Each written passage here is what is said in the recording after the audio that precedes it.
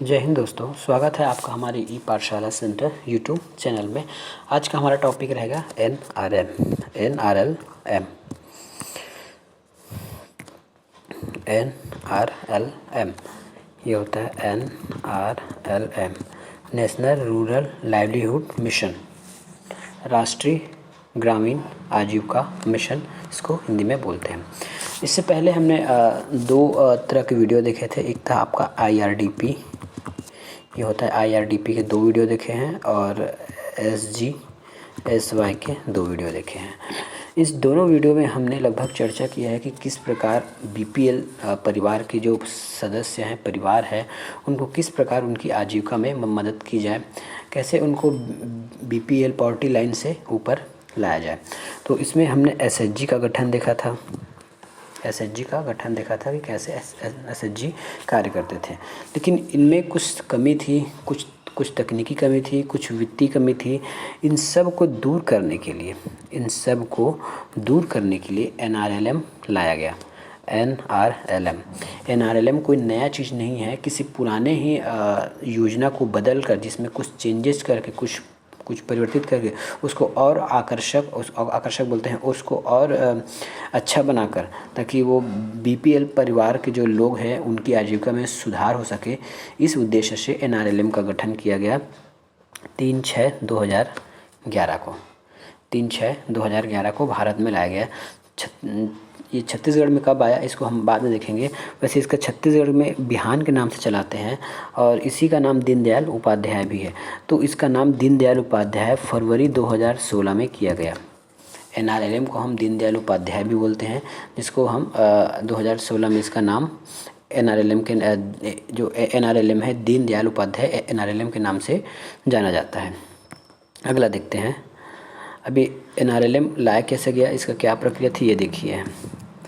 अप्रैल 2008 में professor Radhakrishnan committee के द्वारा स्वर्ण जयंती ग्राम स्वरोजगार योजना में लोन संबंधी समस्या को जांच के लिए गठन बनाया था।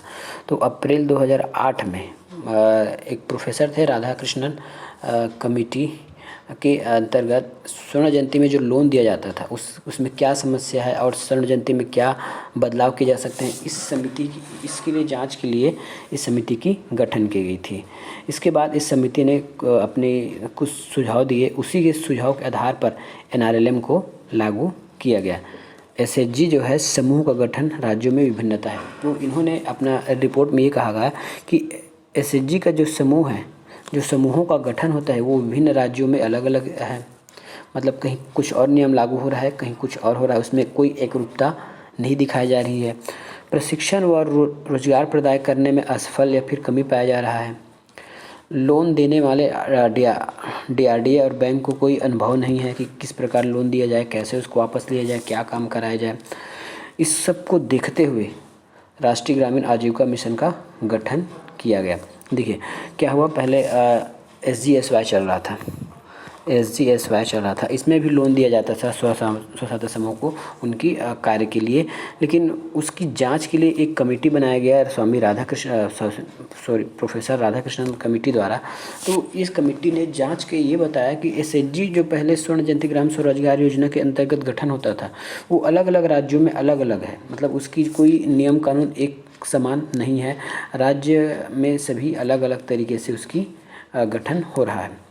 प्रशिक्षण व रोजगार में भी असफलता देखी जा रही है। जितना प्रशिक्षण उनको दिया जाना चाहिए और प्रशिक्षण के अनुसार उसको जो रोजगार प्रदान किया जाना चाहिए था एक SHG को, तो उसमें कहीं पाया गया।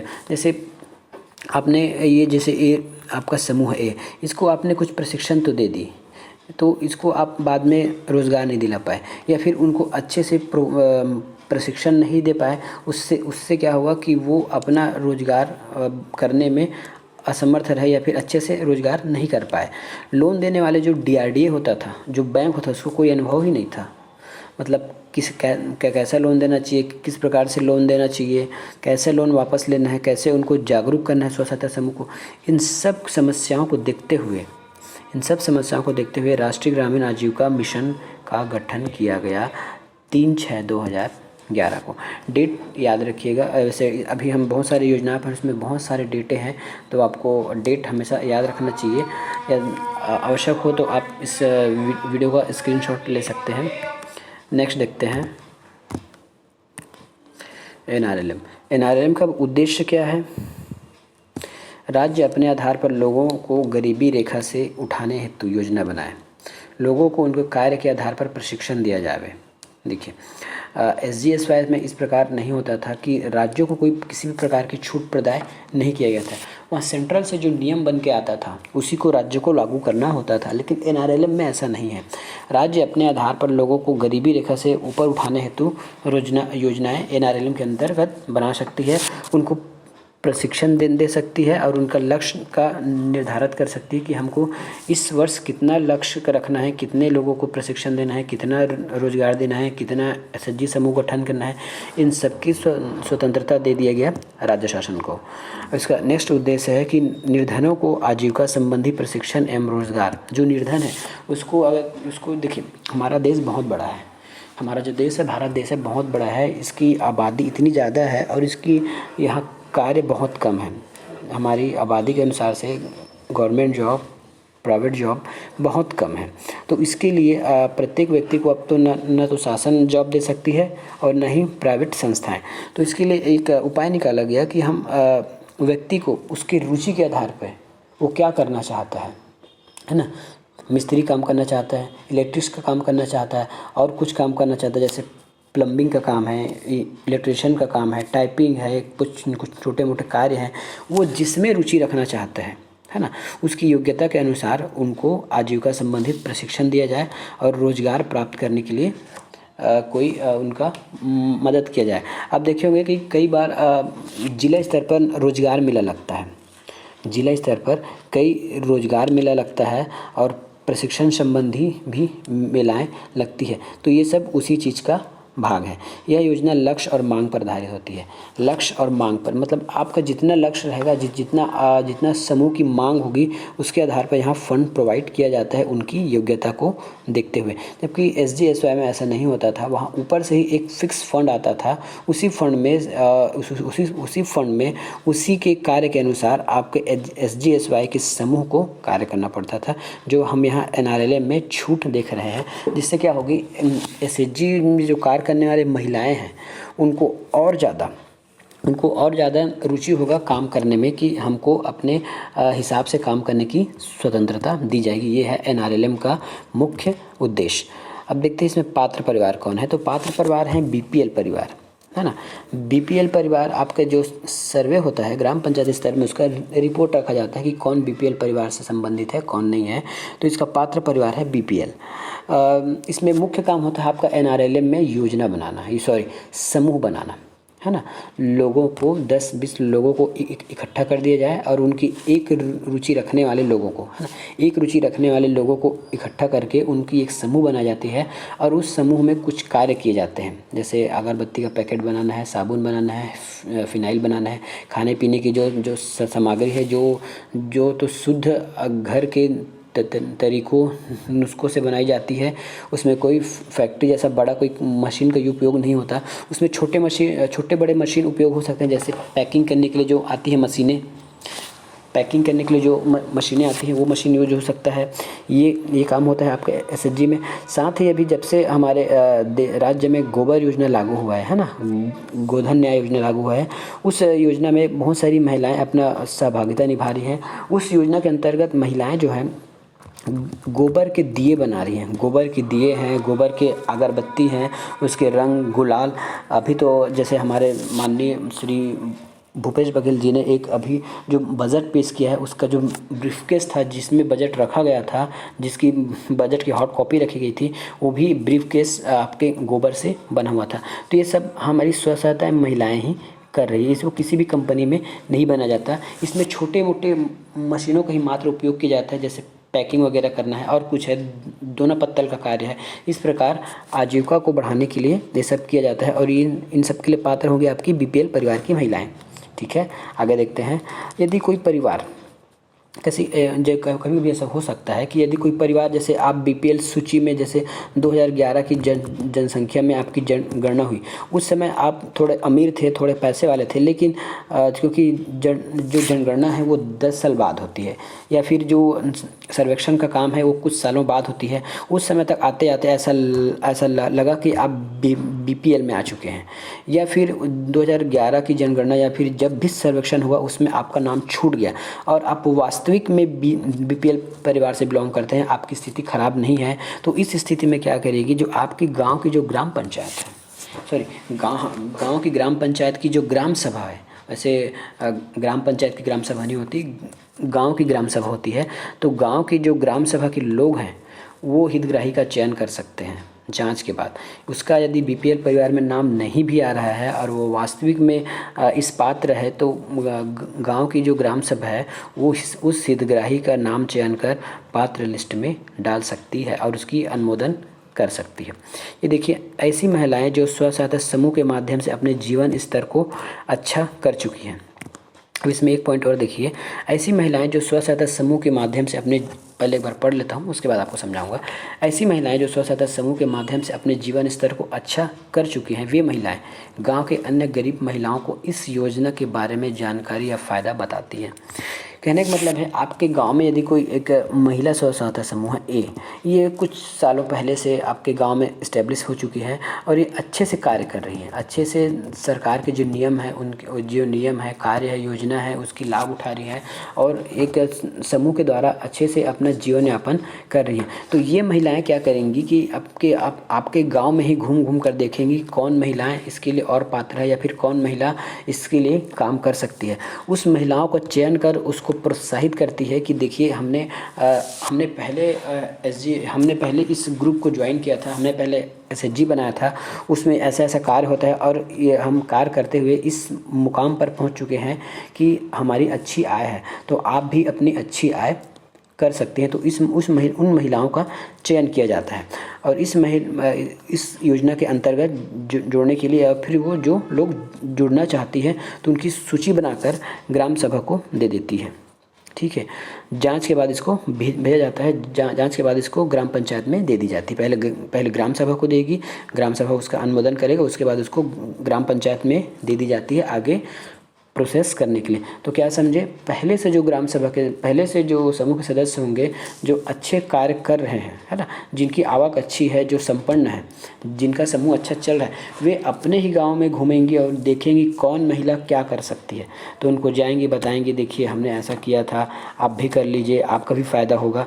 तो जो महिला हामी भरती है ना, उनकी एक सूची बनाकर उनको ग्राम सभा में अनुमोदन कराया जाता है और उसके बाद ग्राम पंचायत में भेज दिया जाता है आगे प्रोसेस के लिए। नेक्स्ट देखते हैं वीआईपी निर्धनों का भागीदारी। निरंतर उपलब्ध संसाधनों के रूप में समूह को निधि, ये थे निर्धनों का भागीदारी पूर्ण निर्धारण। अब इसमें स्व सहायता समूह को कुछ पैसा दिया जाता है। अब वो कैसा पैसा है वो हम पढ़ते हैं। एक होता है आपकी परिक्रमी निधि, सामुदायिक निवेश निधि, जोखिम प्रबंधन निधि, इस प्रकार से, है ना। ये निधि आपको दिया जाता है। इस निधि के बारे में हम आगे चर्चा करेंगे। एक समूह को ये पैसा दिया जाता है। ये एक फंड या एक फंड का नाम है कि परिक्रमी निधि क्या होता है, सामुदायिक निवेश क्या होता है और जोखिम प्रबंधन निवेश क्या होता है, इसको हम आगे बढ़ेंगे। वित्तीय समावेशन में देखते हैं कि लोन की जानकारी बैंक मित्र या बैंक सखी के माध्यम से दिया जाता है। जैसे आपको लोन दिया जाना है, आपके समूह को लोन दिया जाना है ना, समूह को लोन दिया जाना है, कोई एसएचजी है, यदि इस समूह को लोन दिया जाना है तो इसकी लोन की संपूर्ण जानकारी, देखिए महिला जो गांव की महिलाएं होती है वो इतनी ज़्यादा पढ़ी लिखी नहीं होती, और पढ़ी लिखी कहने का मतलब नहीं है, इवन हम लोग भी अगर पढ़े लिखे हैं तो जिस फील्ड से हमारा लेन देन नहीं है, जैसे बैंकिंग से हमारा कोई लेन देन नहीं है, तो लोन कैसे प्राप्त करते हैं, क्या नियम कानून होता है, ये हम भी नहीं जानते, लगभग कोई नहीं जानता। जो उस क्षेत्र से जुड़ा होगा या फिर जो पहले से इस क्षेत्र में कुछ कार्य किया होगा, लोन लिया होगा, वही लोग ये सब बात जानते हैं। तो इन सब बात को बताने के लिए एक बैंक मित्र होता है और बैंक सखी के माध्यम से एसएचजी के जितने समूह वाले हैं उन सबको इस बैंक ऋण के लोन के कैसे लिया जाता है, कैसे पटाया जाता है, क्या डॉक्यूमेंट चाहिए, वो संपूर्ण चीज़ बैंक मित्र बैंक सखी के माध्यम से बताया जाता है। आगे देखते हैं इसकी उप योजना क्या है। उप योजना देख लेते हैं। एक है महिला किसान सशक्तिकरण परियोजना। महिला किसान सशक्तिकरण NRLM के माध्यम से ही महिला सशक्तिकरण परियोजना लाया गया। अब ये परियोजना क्या है ये देखते हैं। पहला, ये वर्ष 10-11 में लाया गया था। कृषि में महिलाओं की वर्तमान स्थिति को सुधारना, उसे सशक्त बनाना, अवसरों को बढ़ाना। महिला किसान सशक्तिकरण परियोजना, महिलाओं की कृषि में भागीदारी लाना। जैसे एसएचजी निर्माण करके भी आप महिलाओं की कृषि सशक्तिकरण परियोजना को ला सकते हैं। एक समूह के द्वारा कोई फल बिक्री करना, कोई और कुछ करना, या फिर खेती में काम करना, इस सभी के कार्य के लिए कृषि में महिलाओं की वर्तमान स्थिति सुधारने के लिए, जिससे उसकी आजीविका में वृद्धि हो सके, इस प्रकार की योजना को बताने के लिए महिला किसान सशक्तिकरण परियोजना लाया गया। यह हमारे महिला सशक्तिकरण का भी भाग माना जा सकता है। दूसरा है स्टार्टअप ग्राम उद्यमिता कार्यक्रम। इसका देख नाम से ही पता चलना चाहिए। स्टार्टअप मतलब जो काम शुरू करना चाहते हैं, जो पहले से कोई काम नहीं किए होंगे, जो काम शुरू करना चाहते हैं, उसके लिए स्टार्टअप ग्राम उद्यमिता कार्यक्रम 2016। इस योजना का उद्देश्य गैर कृषि क्षेत्र में है। देखिए, कृषि क्षेत्र के लिए हमने ऊपर ही एक योजना बता दी है, वो महिला किसान सशक्तिकरण योजना है। अब हमने जो महिला है उसको तो इस योजना के माध्यम से उनको प्रशिक्षण दे दिया, जानकारी दे दिया, लाभ पहुंचा दिया, सब कर दिया। लेकिन स्टार्टअप योजना किसके लिए है? तो 2016 में यह योजना लाया गया था। इस योजना का उद्देश्य है कि गैर कृषि क्षेत्र उद्यमिता, उद्योग स्थापित करने वाले या उनका व्यापार शुरू कराने के लिए उनको लोन देना, विपणन सुविधा समूह दिया जाना। यह योजना जनपद स्तर पर चलाई जाती है। अब चलिए समझते हैं। जो गैर कृषि महिलाएं हैं, है ना, जो ये गैर कृषि महिलाएं हैं, ये अपना कार्य करना चाहती हैं। गैर कृषि महिलाएं हैं, अपना कार्य करना चाहती है, कुछ उद्योग खोलना चाहती है। जैसे दोना पत्तल का उद्योग हो गया, दोना पत्तल है, अगरबत्ती बनाना है, इस प्रकार का कोई उद्योग खोलना चाहता है, छोटा मोटा व्यापार, तो उसको लोन दिया जाना, है ना, उसको लोन देना, उसको संपूर्ण सुविधाएं, मशीन वगैरह उपलब्ध कराने की जिम्मेदारी, ये होती है आपका स्टार्टअप ग्राम उद्यमिता कार्यक्रम। ये 2016 से लागू है। ये योजना आपकी जनपद स्तर पर चलाई जाती है। जनपद स्तर पर जाने से आपकी योजना चलाई जा रही है, आपको कोई भी काम करने के लिए। उसके बाद है आजीविका ग्रामीण एक्सप्रेस योजना। ग्रामीण क्षेत्र में परिवहन को ग्रामीण परिवहन की सुविधा प्रदान करने के लिए, सुविधा है ग्रामीण परिवहन को सुविधा प्रदान करने। इसके अंतर्गत 6.5 लाख रुपए का ब्याज मुक्त ऋण दिया जाता है। ठीक है,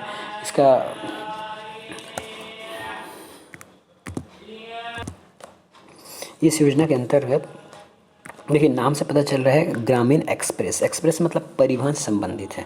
आपने ई रिक्शा के बारे में सुना होगा, कुछ साल पहले से थे कि महिला ई रिक्शा, तो महिलाओं के जो समूह के महिलाएं होती थी उनको ई रिक्शा दिया जाता था, है ना, काम के लिए। तो ये उसी योजना से संबंधित है। इस योजना के लिए आपको समूह को 6.5 लाख रुपए का आपको ब्याज मुक्त ऋण दिया जाता था। मतलब उस 6 लाख में आपको एक भी पैसा ब्याज नहीं देना है, केवल मूल वापस करना है। प्रथम चरण में इसको 250 ब्लॉक में जोड़ा गया था। 8 राज्यों में योजना शुरू किया गया था। प्रत्येक जनपद में 8 वाहन दिया गया था। ठीक है, ये उतना एक्सप्रेस नहीं है कि कितना वाहन दिया गया था, बस आपको इस योजना का उद्देश्य पता होना चाहिए और नाम से ही आप इसको जान सकते हैं। जैसे महिला शक्तिकरण योजना है, महिलाओं को शक्तिकरण करने के लिए। स्टार्टअप है, जो महिलाएं अपना व्यापार शुरू करना चाहती हैं उसके लिए। और ग्रामीण आजीविका एक्सप्रेस योजना, जिसमें परिवहन संबंधित होती है, और इसमें वही है कि इसमें ई रिक्शा दिया जाता था। आगे देखेंगे नेक्स्ट वीडियो में, तब तक के लिए धन्यवाद। वीडियो पसंद आया तो ज़रूर लाइक करें, सब्सक्राइब करें। आपका दिन शुभ हो।